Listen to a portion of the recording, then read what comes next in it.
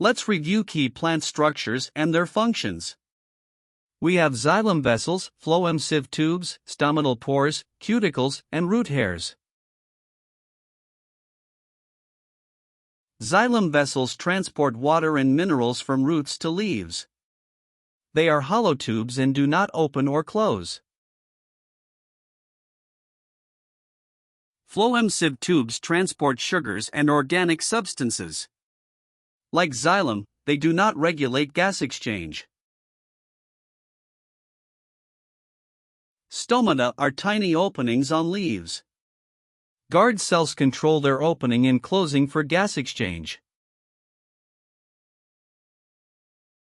The cuticle is a waxy layer that prevents water loss. Root hairs increase surface area for absorption, not for gas exchange.